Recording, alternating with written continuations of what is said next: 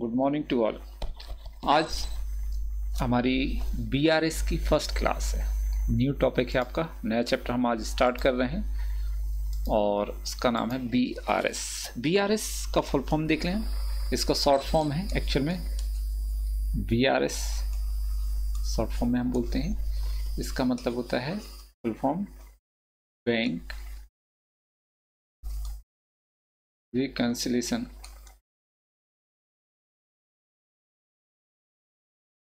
Statement.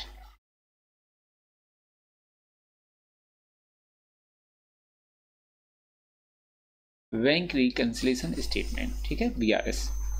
Bank reconciliation statement means क्या होता है, पहले हम थोड़ा सा इसका थ्योरिकल पोर्शन समझ लें। आप एज्यूम करें कि आपका ये बिजनेस है,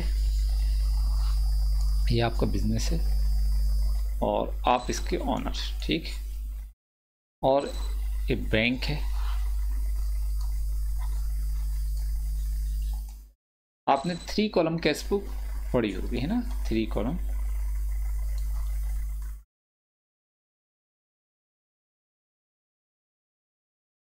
कैश बुक, ठीक है। तो 3 कॉलम कैश बुक में क्या होता था कि 2 कॉलम बैंक के होते थे, एक डेबिट में और एक क्रेडिट साइड। बैंक के कॉलम भी हम बनाते थे, जो बैंक से रिलेटेड ट्रांजैक्शन हैं उनको हम 3 कॉलम कैश बुक में रिकॉर्ड करते थे। अब जब आपने कैश बुक कौन मेंटेन करता है, बिजनेसमैन। कौन मेंटेन करता है, बिजनेसमैन। तो बिजनेसमैन मींस कैश बुक के अकॉर्डिंग आपके बैंक में कितना पैसा डिपॉजिट है, ये अपन फर्स्ट कंडीशन लेके चलते हैं। आपका पैसा कितना डिपॉजिट है, 10,000, है ना। मतलब कैश बुक क्या बता रहा है कि बैंक में आपका 10,000 रुपीज डिपॉजिट है। लेकिन जब आपने बैंक में देखा, बैलेंस चेक किया, तो उसमें आ गया बैलेंस कितना, 50,000 रुपीज़ का बैलेंस शो करता है। तो आप क्या करेंगे, क्या आप बैंक मैनेजर को बताएंगे कि भाई हमारा पैसा ज़्यादा हो गया, कैसे से, कहाँ से हुआ ज़्यादा, ही बताएं? बिल्कुल भी आप कुछ नहीं बोलेंगे। हमें मालूम है कि आप बिल्कुल शांत रहेंगे, कुछ भी नहीं कहेंगे उस बैंक मैनेजर से, और 50,000 जो है उसको निकाल के अपने यूज़ में ले लेंगे, ठीक है, क्योंकि पैसा बढ़ रहा है, कम नहीं हो रहा, बढ़ रहा है। आप कुछ नहीं बोलेंगे बैंक मैनेजर से। लेकिन यदि इसी में हम सेकंड कंडीशन देखते हैं कि आपके अकॉर्डिंग बैंक में जो बैंक है इसमें बैलेंस कितना होना चाहिए, मान लेते हैं 60,000। आपके अकॉर्डिंग कितना होना चाहिए, 60,000। और बैंक कहता है कि आपका जो बैलेंस है वो 20,000 है। कितना है, 20,000। इस कंडीशन में आप क्या करेंगे, आप बिजनेसमैन हैं, ठीक है। तो आप इस कंडीशन में क्या करेंगे, आप जो बैंक मैनेजर है ना, आप उसके सिर पे जाके बैठ जाएंगे कि भाई कि जो हमारा पैसा है वो कहाँ गया, हमारे 60,000 डिपॉजिट थे, 20,000 कैसे बचा, है ना। आप जब तक उसके केबिन से नहीं जाएंगे, जब तक कि वो आपको आपका पूरा हिसाब नहीं बता देता है, पूरी ट्रांजैक्शन नहीं बताएगा, तब तक, ठीक है, क्योंकि आपका पैसा कम हो रहा है, इसलिए आप ऐसा करेंगे। तो एक्चुअल में चाहे ये वाली कंडीशन हो चाहे ये वाली, दोनों ही कंडीशन में बिजनेसमैन और बैंक अपने अपने अकॉर्डिंग ठीक है, अपने अकॉर्डिंग वो दोनों लोग कैसे हैं, ठीक है। तो यदि दोनों ठीक है तो फिर दोनों के बैलेंसेस में डिफरेंस क्यों है, आप कितना है, बैंक कितना आ रहा है, दूसरे में आपका 60 है, बैंक का कितना आ रहा है, 40। तो दोनों के बैलेंसेस में डिफरेंस क्यों है, इसी डिफरेंसेस को रेक्टिफाई करने के लिए, रिकंसिल करने के लिए एक स्टेटमेंट प्रिपेयर करते हैं हम, जिसको हम बोलते हैं बैंक रिकंसिलिएशन स्टेटमेंट, ठीक है। अब बैंक रिकंसिलिएशन स्टेटमेंट जो हम प्रिपेयर करते हैं, यहाँ पर हम थोड़ा सा और देख लेते हैं डेफिनेशन पहले। बैंक रिकंसिलिएशन स्टेटमेंट का मीनिंग, तो bank reconciliation statement is prepared to reconcile the difference between bank balance and passbook balance so as to determine the accuracy and authenticity of the record in the books। तो देखो क्या होगा, जो bank balance और passbook के balances में जो differences हैं इसको डिटरमाइन करने के लिए, एक्यूरेसी देखने के लिए हम क्या प्रिपेयर करते हैं, bank reconciliation statement. In simple word it can be said to that a statement which is prepared to reconcile the balance of cash book with the balance of passbook is known as bank reconciliation statement। ऐसा statement जो कि bank cash book के balance और passbook के balance को reconciliation करने के लिए प्रिपेयर किया जाता है, वो बैंक रिकंसिलिएशन स्टेटमेंट होता है। ठीक है, ये आपकी डेफिनेशन है। अब हम थोड़ा सा देखेंगे यहाँ पर थ्योरी में characteristics of bank reconciliation statement, इसके इंपॉर्टेंस क्या है ना, या कैरेक्टरिस्टिक्स क्या है देखेंगे। सबसे पहले first, bank reconciliation statement is prepared on the particular date. तो यहाँ पर ध्यान देंगे कि बैंक रिकंसिलिएशन स्टेटमेंट जो होता है हम वो एक पर्टिकुलर डेट को प्रिपेयर करते हैं, जैसे 1 मंथ का होगा, मार्च का, जून का, दिसंबर का, तो एक पर्टिकुलर डेट के लिए प्रिपेयर किया जाता है। 31 मार्च हो सकता है, 30 जून भी हो सकता है, कुछ भी। तो डेट कैसी होती है, एक पर्टिकुलर डेट। फिर bank reconciliation statement is prepared by businessman. कौन इसको प्रिपेयर करता है, बिजनेसमैन प्रिपेयर करता है। ठीक है, ये भी इंपॉर्टेंस है। Bank reconciliation is prepared to reconcile the balance of bank column of cash book with balance of passbook. किस लिए हम प्रिपेयर करते हैं, जो कैश बुक का बैंक कॉलम का बैलेंस होता है ना, उसको पासबुक के बैलेंस से रिकंसिल करने के लिए प्रिपेयर किया जाता है। Fourth point, bank reconciliation is prepared when there is a difference between balance as per passbook and cash book. तो बैंक रिकंसिलिएशन स्टेटमेंट तभी प्रिपेयर किया जाएगा जब कैश बुक और पासबुक के बैलेंस में डिफरेंस हो। यदि डिफरेंस नहीं है तो फिर प्रिपेयर नहीं होगा। ठीक है, तो दोनों में डिफरेंस होना भी जरूरी है, कैश बुक और पासबुक के बैलेंस में, तब इसको प्रिपेयर करेंगे। अब आगे देखते हैं हम थ्योरी में advantage of bank reconciliation statement. क्या एडवांटेजेस हैं, फर्स्ट है ना, इसको हम देखिए। फर्स्ट क्या है, ट्रेसिंग ऑफ एरर। तो बैंक रिकंसिलिएशन स्टेटमेंट क्या करेगा, with the help of bank reconciliation statement error regarding banking transaction, जो बैंकिंग से रिलेटेड ट्रांजेक्शन है उनमें जो मिस्टेक है, एरर है, कैन बी ट्रेस्ड, उसको हम क्या कर सकते हैं, ढूंढ सकते हैं, ट्रेस कर सकते हैं, and can be rectify accordingly with in time, और उसको हम समय रहते उसको सुधार भी सकते हैं, विद इन अ टाइम के अंदर उसको सुधार सकते हैं, रेक्टिफाई कर सकते हैं, एडवांटेज है। Second, disclose the fraud bye preparing the statement any fraud, है ना, एम्बेजमेंट और theft by the cashier can be disclose. तो कैशियर, कैश बुक कौन प्रिपेयर करता है, कैशियर जो होता है बिजनेस का, तो कैशियर के थ्रू जो फ्रॉड वगैरह किया गया है ना, या जो थेफ्ट, चोरी वगैरह की गई कैश की, उसको डिस्क्लोज करने के लिए भी हम बैंक रिकंसिलिएशन स्टेटमेंट प्रिपेयर करते हैं। Third, basis for recording in cash book, है ना, तो various entries are recorded by bank in customers account for which the information is not received within the time to the businessman.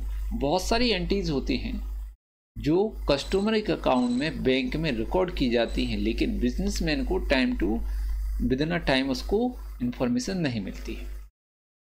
On received of statement from bank, those transaction which are not recorded in cash book are recorded to show the correct balance of cash book.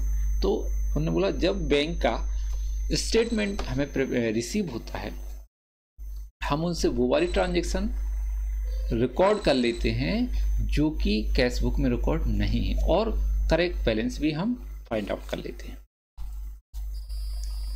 Fourth, examination of false transaction recorded by bank.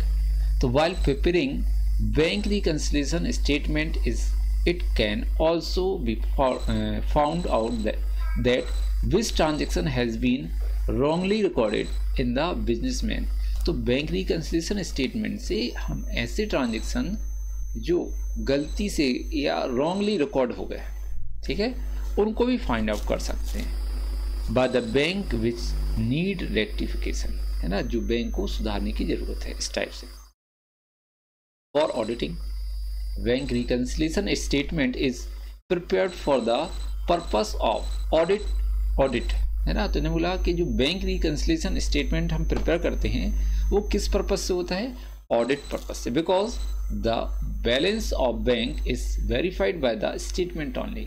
Bank ही एक state में balance ऐसा होता है जो verified होता है bank के थ्रू, है ना, बैंक के थ्रू। Last, to know the correct balance by preparing this statement the actual balance of in bank can be known to issue further cheque, है ना।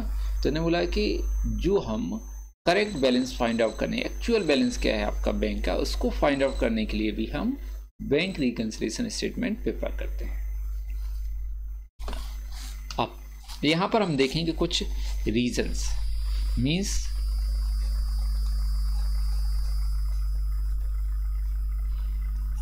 बैंक बैलेंस और कैश बुक के बैलेंस में डिफरेंसेस के क्या रीजंस हो सकते हैं। तो हम यहां पर लेते हैं, एक बिजनेस बना लेते हैं, ठीक है।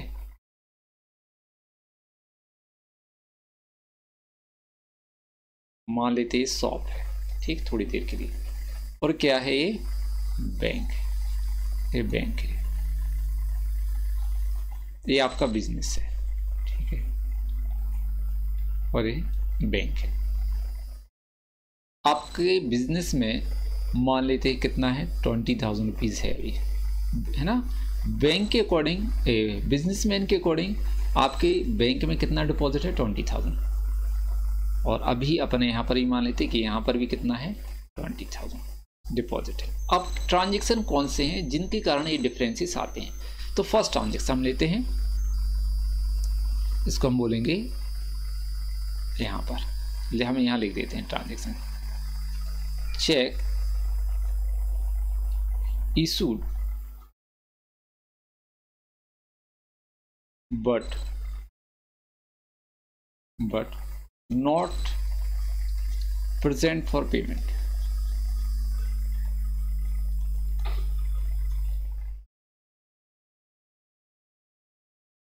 ठीक है। Check issued but not present for payment means हमारे यहां पर मान लेते एक एम्प्लॉय है, उस एम्प्लॉय को अपन ने एक चेक दिया, कितने का, 1,000 का, ये चेक दे दिया, सैलरी दी, इसको क्या दे दी अपन, मान लेते हैं सैलरी, 1,000 की चेक से पेमेंट की। तो जब हम किसी पर्सन को चेक से सैलरी पे करते हैं तो इसका ये मतलब नहीं होता कि चेक वो ले जाके तुरंत बैंक में पैसा निकाल लेता है, नहीं, चेक का ड्यूरेशन होता है 3 मंथ से 6 मंथ तक, वो कभी भी 3 से 6 महीने के अंदर कभी भी वो बिजनेस का चेक लेके बैंक में जाके पैसा निकाल सकते हैं। अब इस पर्सन को नीड नहीं है तो वो बैंक में पैसा लेने के लिए नहीं गया, ठीक है।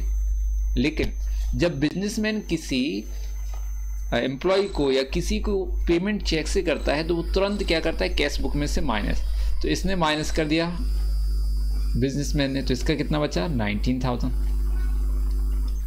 है ना। कैश बुक के अकॉर्डिंग अब बैंक में कितना है, 19,000, क्योंकि 1,000 हमने क्या दे दी, सैलरी चेक से। लेकिन बैंक कब माइनस करेगा, जब ये पर्सन एम्प्लॉय आपका बैंक पैसा लेने जाएगा, चेक देगा और बैंक उसको पैसा देगा, लेकिन वो व्यक्ति जिसको हमने चेक दिया था वो बैंक में पैसा लेने नहीं पहुंचा, गया ही नहीं, उसको जरूरत नहीं थी, वो नहीं गया। तो इससे क्या होगा, आपका कैश बुक का बैलेंस कम होगा लेकिन बैंक का बैलेंस क्या होगा, ज़्यादा है, ठीक है। तो ये डिफरेंसेस हैं, रीजन है, क्या है, check issued but not present for payment, ये आपको हमने फर्स्ट रीजन बता दिया, ठीक है। सेकेंड रीजन कि आपको किसी व्यक्ति से, है ना, आपको चेक मिला, मान लेते हैं 10,000 का, आपको किसी से चेक मिला, तो आपने उस चेक को लेके, है ना, वो चेक जो था उस चेक को लेके कहाँ डिपॉजिट कर दिया, बैंक में। तो आपके अकॉर्डिंग अभी कितना था, 19,000, और 10,000 का चेक और डिपॉजिट किया, तो आप क्या एंट्री करते हैं, bank account debit to cash या bank account debit to Ram. तो अब आपके अकॉर्डिंग कितना होगा, 29,000 होने चाहिए बैंक में बैलेंस। लेकिन जब बैंक को वो चेक मिला तो बैंक फिर कहाँ जाता है, उस बैंक में जाएगा जहां पर उस चेक का अमाउंट है, ठीक है, या उस कस्टमर के अकाउंट में से पैसा निकाल के आपके, मतलब चेक के द्वारा आपका पैसा निकाल के आपके अकाउंट में प्लस करेगा। तो बैंक उस चेक को लेके जो उसको मिला हुआ है वो दूसरे बैंक में जाके या दूसरे कस्टमर के अकाउंट में से वो चेक निकाल के आपके अकाउंट में पैसा ऐड करता है। उसमें टाइम लगता है, 3 से 7 डेज लगते हैं, और इसको हम बोलते हैं क्लियरिंग। क्या बोलते हैं, क्लियरिंग। क्लियरिंग का टाइम जो होता है वो 3 से 7 दिन का होता है, 3 से 7 डेज लगते हैं। अब बिजनेसमैन क्या करता है, तुरंत उसको ऐड कर लेता है, ठीक है, तो कितना होगा 29,000। लेकिन बैंक कब ऐड करेगा, जब बैंक को वो पैसा मिल जाएगा, तुरंत ऐड नहीं करता जब आप बैंक में चेक डिपॉजिट करते हैं। तो इस रीजन से आपका बैलेंस क्या होगा, इंक्रीज हो जाएगा, लेकिन बैंक का नहीं होगा, बैंक का उतना ही रहेगा। एक और, तो इसको हम बोलते हैं, सेकंड पॉइंट को क्या बोलेंगे, cheque deposit but not yet collected.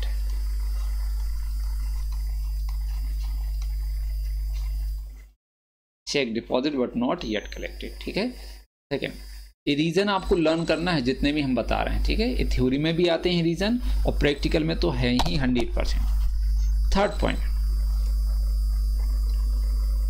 एक कस्टमर, ठीक है, उस कस्टमर को आपको बैंक पैसा देना थे, तो वो कस्टमर क्या हो रहा था, आपकी शॉप पे आ रहा था डेली, मतलब कस्टमर को आपको पैसा देना था, लेकिन आप क्या हो गए, शॉप बंद करके बाहर चले गए किसी कारण से। वो एक बार आए आपके घर दुकान है ना, दूसरी बार आए शॉप पर, तीसरी बार आए, ऐसे वो 10 बार आए पैसा देने, लेकिन आप नहीं मिले। तो उसने क्या किया, कस्टमर ने सीधे आपके अकाउंट में पैसा डिपॉजिट कर दिया 40,000, जो उसको देना था, आप नहीं मिल रहे थे, तो उसने कहाँ डिपॉजिट कर दिया, सीधे बैंक अकाउंट में। तो अब बैंक अकाउंट का बैलेंस कितना हो गया, 40,000।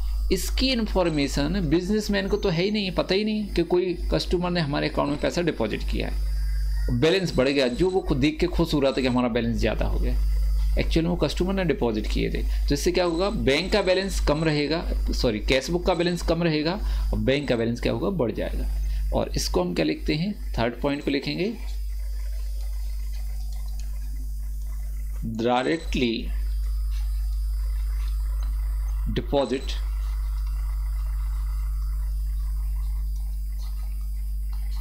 by the customer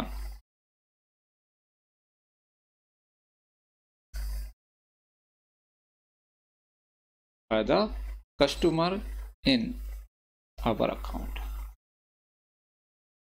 ठीक है, directly deposit by the customer in our account, ये थर्ड रीजन।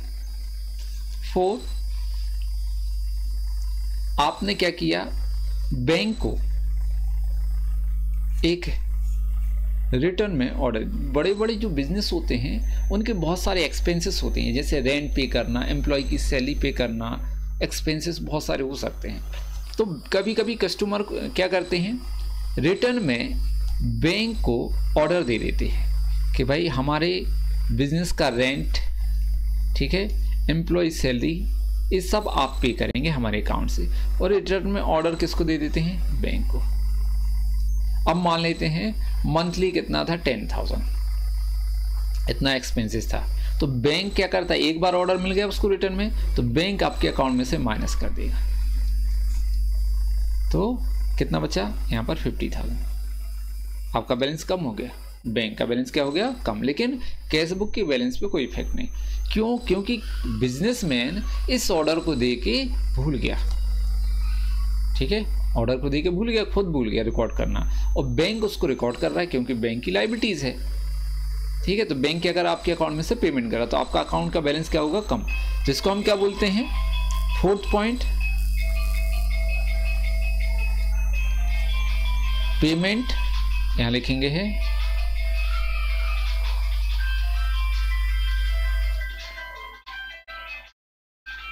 पेमेंट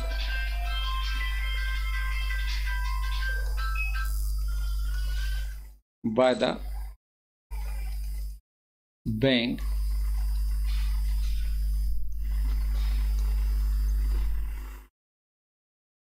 ऑफ या स्टैंडिंग पेमेंट, इसको हम क्या लिख देंगे, standing payment by the bank. ठीक है, ऐसा लिख देते अपन इसको, standing payment by the bank. ठीक है, standing payment by the bank. ये फोर्थ। फिर देखेंगे नेक्स्ट, ये फोर्थ रीजन है आपका। अब बैंक क्या करते हैं, अपने कस्टमर को बहुत सारी फैसिलिटीज देते हैं ना। तो यहाँ पर बैंक, यहाँ पर कस्टमर, देखो यहाँ पर क्या होगा, आप बिजनेसमैन हैं, आपने बैंक, आपको किसी कंपनी से इंटरेस्ट लेना था, डिविडेंड लेना था। डिविडेंड क्या होता है, एज अ प्रॉफिट होता है। ठीक है, तो आपके पास टाइमिंग नहीं है, तो आप किसी कंपनी से इंटरेस्ट लेना है, डिविडेंड लेना है, प्रॉफिट लेना है, आपके पास टाइम नहीं है, तो वो भी आपने बैंक को रिटर्न में दे दिया कि भाई इस कंपनी से पैसा लेके, मतलब जो टाटा कंपनी है, जो टाटा कंपनी है, टाटा कंपनी से पैसा लेके आप हमारे अकाउंट में जोड़ देना, उसको ऑर्डर दे दिया, किसको, बैंक को। तो बैंक ने इसी रिटर्न ऑर्डर पर आपका जो टाटा कंपनी का प्रॉफिट था, इंटरेस्ट था, वो आपके अकाउंट में प्लस कर दिया 2000। तो बैंक का बैलेंस कितना होगा, 52, और कैश बुक का वही रहेगा, उसमें कोई चेंजेस नहीं। तो दोनों में डिफरेंसेस हो गए। तो इसको हम क्या लिखते हैं, dividend and interest collected by the bank। ठीक है, dividend and interest collected by the bank, मतलब बैंक ने डिविडेंड कलेक्ट किया और इंटरेस्ट कलेक्ट किया और आपके अकाउंट में क्या कर दिया, ऐड। फिर 6 पॉइंट, बैंक क्या करता है, कस्टमर को बहुत सारी फैसिलिटीज प्रोवाइड करता है। यहाँ लिखेंगे हम 6 पॉइंट, बैंक कस्टमर को बहुत सारी फैसिलिटीज प्रोवाइड करता है और उन फैसिलिटी के बदले बैंक कुछ चार्ज लगाता है। क्या लगाता है, चार्ज। जो वो चार्ज हैं वो बैंक आपसे लेने नहीं आता घर पे, बल्कि आपके अकाउंट में से ही माइनस कर देते हैं। मान लीजिए यहाँ से 200 माइनस कर दिए, चार्ज कितना हुआ, 200। तो बैंक ने आपके अकाउंट में से कितना माइनस किया, 200, तो अब कितना बचेगा, 51,800। तो इससे क्या होगा, बैंक बैलेंस कम हो जाएगा। कस्टमर को, बिजनेसमैन को पता ही नहीं है इसके बारे में, बाद में पता चलता है जब स्टेटमेंट बनता है। तो इसको हम क्या लिखेंगे, बैंक चार्ज। बैंक चार्ज मतलब ये हम आपको रीज़न बता रहे हैं कि पासबुक और बैंक बैलेंस में डिफरेंसेस की कौन कौन से रीज़न है। एक है बैंक चार्ज, ठीक है। ऐसे ही होता है, बैंक अपने कस्टमर के उनके जो डिपॉजिट अमाउंट है उस पर इंटरेस्ट पे करता है, तो वो भी इंटरेस्ट आपके घर पे करने नहीं आता है, बल्कि आपको क्या करता है, आपके अकाउंट में ऐड कर देता है बैंक। तो बैंक इंटरेस्ट भी है एक रीज़न आपका।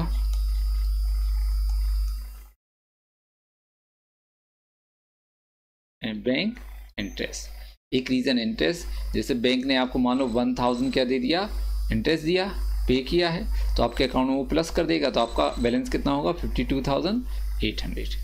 और पासबुक का बैलेंस में कुछ नहीं होगा, क्योंकि उसको रिकॉर्ड ही नहीं किया बिजनेसमैन ने।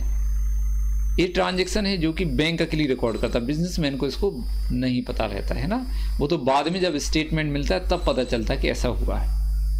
फिर 8 पॉइंट, डिसऑनर्ड चेक। बैंक क्या करता है, जो चेक आपने बैंक में डिपॉजिट की, यदि वो डिसऑनर्ड हो जाते हैं, तो यहां पर डिसऑनर्ड चेक, डिसऑनर्ड चेक है या हुंडी है ना,